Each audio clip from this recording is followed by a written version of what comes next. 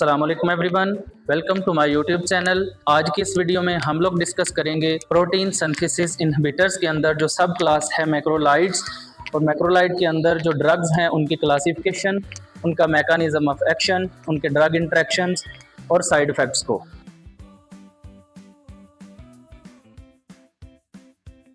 अगर बात करें क्लासिफिकेशन की तो मैक्रोलाइड्स के अंदर जो ड्रग्स इंक्लूड हैं उनमें सबसे पहली ड्रग है एरिथ्रोमाइसिन। और एरिथ्रोमाइसिन जो है वो एसिड लेबाइल ड्रग होती है, यानी कि एसिड की वजह से ये डिग्रेड हो सकती है। ये नैरो स्पेक्ट्रम होती है। इसके अलावा ये साइटोक्रोम P450 इनहिबिटर होती है। मैक्रोलाइड्स में जो दूसरी ड्रग है उसका नाम है एजिथ्रोमाइसिन, जो कि मार्केट में 250 मिलीग्राम और 500 मिलीग्राम की स्ट्रेंथ में अवेलेबल होती है। एजिथ्रोमाइसिन जो है वो एरिथ्रोमाइसिन की निस्बत एसिड स्टेबल होती है, यानी कि ये एसिडिक एनवायरनमेंट के अंदर डिग्रेड नहीं होती। इसके अलावा ये एक्सटेंडेड स्पेक्ट्रम ड्रग है, जबकि एरिथ्रोमाइसिन जो है वो नैरो स्पेक्ट्रम वाली ड्रग है। एजिथ्रोमाइसिन के बाद तीसरी ड्रग है क्लेरिथ्रोमाइसिन, और इसकी जो प्रॉपर्टीज़ हैं वो एजिथ्रोमाइसिन की तरह सेम होती हैं, सेम एज एजिथ्रोमाइसिन। और इसके अलावा जो ड्रग इंक्लूड है वो है रोक्सिथ्रोमाइसिन, और जो रोक्सिथ्रोमाइसिन है उसकी प्रॉपर्टीज जो है वो सेम होती हैं एरिथ्रोमाइसिन की तरह।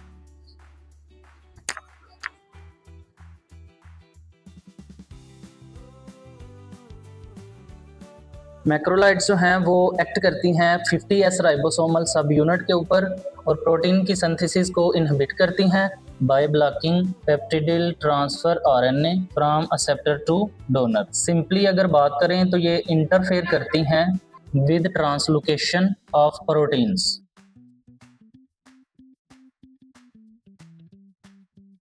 मैक्रोलाइड्स जो है वो यूज़ किए जाते हैं ग्राम पॉजिटिव कोकाई के इन्फेक्शन में, जैसे कि स्ट्रेप्टोकोकस और स्टेफिलोकोकस के इन्फेक्शंस होते हैं, उनके ट्रीटमेंट के लिए यूज़ किया जाता है। इसके अलावा जो रेस्पिरेटरी इन्फेक्शंस होते हैं उसके लिए ये ड्रग ऑफ चॉइस होती हैं। माइकोप्लाज्मा निमोनिया में यूज़ किया जाता है। इसके अलावा क्लेमिडियल इन्फेक्शंस में हम यूज़ कर सकते हैं। बोर्डेटिला पर्टोसिस में हम यूज़ करते हैं। इसके अलावा H इन्फ्लुएंजा में भी हम इसको यूज़ कर सकते हैं। प्रोस्टेटाइटिस में ये बहुत अच्छा काम करती हैं, जैसे कि एरिथ्रोमाइसिन जो है वो प्रोस्टेटाइटिस में इसकी कंसंट्रेशन इंक्रीज़ होती है, और इसलिए हम इसको प्रोस्टेटाइटिस यानी कि प्रोस्टेट की इन्फ्लेमेशन स्वेलिंग में यूज़ कर सकते हैं। इसके अलावा जो बैक्टीरियल नमूनिया होता है उसके केस में जो एजिथ्रोमाइसिन है वो ड्रग ऑफ चॉइस होती है टू ट्रीट दिस इन्फेक्शन। इसके अलावा H पाइलोरी के इन्फेक्शंस को ट्रीट करने के लिए भी हम मैक्रोलाइड्स को यूज़ कर सकते हैं। क्लेरिथ्रोमाइसिन जो है वो ट्रिपल थेरापी का जो है वो एक पार्ट होती है, यानी कि हम H पाइलोरी को ट्रीट करने के लिए क्लेरिथ्रोमाइसिन को यूज़ करते हैं।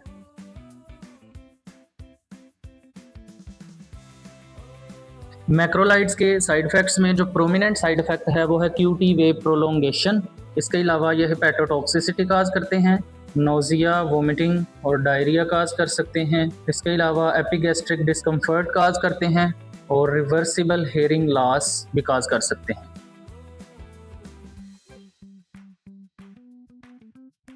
अगर बात करें ड्रग इंटरेक्शंस की तो जो मैक्रोलाइड्स हैं वो काफ़ी ज़्यादा जो है ड्रग इंटरेक्शन काज करते हैं, क्योंकि मैक्रोलाइड्स जो हैं स्पेशली एरिथ्रोमाइसिन ये साइटोक्रोम P450 इनहिबिटर है, जिसकी वजह से ये ड्रग इंटरेक्शंस काज कर सकते हैं।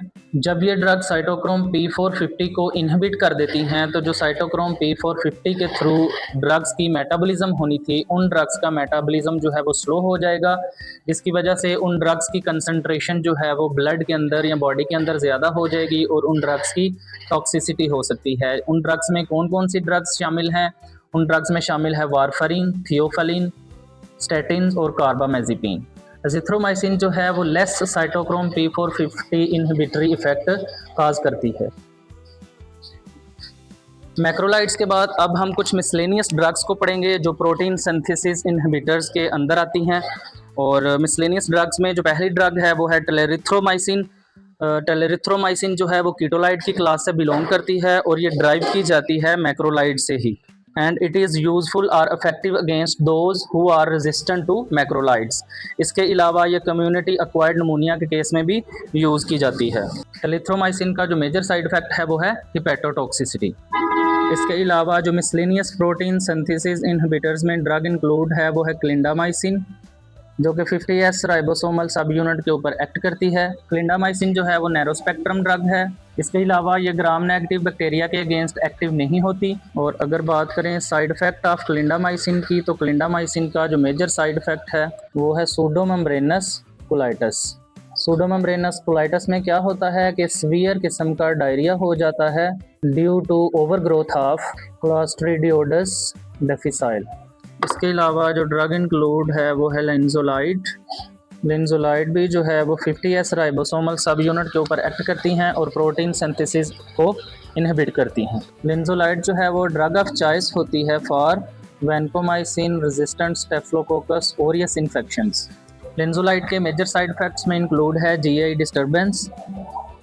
इसके अलावा बोन मैरो सप्रेशन जो है लिंजोलाइड का एक मेजर साइड इफेक्ट है, और बोन मैरो सप्रेशन की वजह से प्लेटलेट काउंट जो है वो काफ़ी हद तक कम हो जाता है, और इस साइड इफ़ेक्ट को हम कहते हैं थ्रोम्बोसाइटोपिनिया। इसके अलावा फ्यूसिडिक एसिड और म्यूपिरोसिन जो है वो भी प्रोटीन सिंथेसिस इनहिबिटर्स में इंक्लूड है, लेकिन इनको सिस्टेमिकली यूज़ नहीं किया जाता।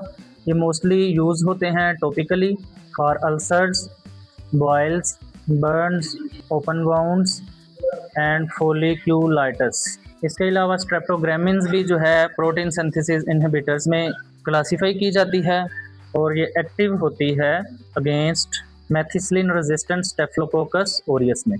आज का हमारा लेक्चर यहीं तक था। इस लेक्चर में हमने पढ़ा है प्रोटीन सिंथेसिस इनहिबिटर्स के अंदर जो सब क्लास है मैक्रोलाइड्स और अदर मिसलेनियस ड्रग्स को, और इससे प्रीवियस लेक्चर्स में हमने पढ़ा है अमाइनोग्लाइकोसाइड्स को, टेट्रासाइक्लिन्स को। तो इस तरह से हमारी प्रोटीन सिंथेसिस इनहिबिटर्स के अंदर जो जो ड्रग्स जो क्लासेस इंक्लूड हैं उनको हमने पढ़ लिया है। नेक्स्ट वीडियो में हम लोग डिस्कस करेंगे सेल वॉल सिंथेसिस इनहिबिटर्स जैसे कि पेनिसिलिन्स और स्फेलोस्पोरिन्स को। अगर आपको ये वीडियो पसंद आई है तो इसको लाइक कीजिएगा, हमारे चैनल को सब्सक्राइब करें और दूसरे स्टूडेंट्स तक भी शेयर करें। शुक्रिया।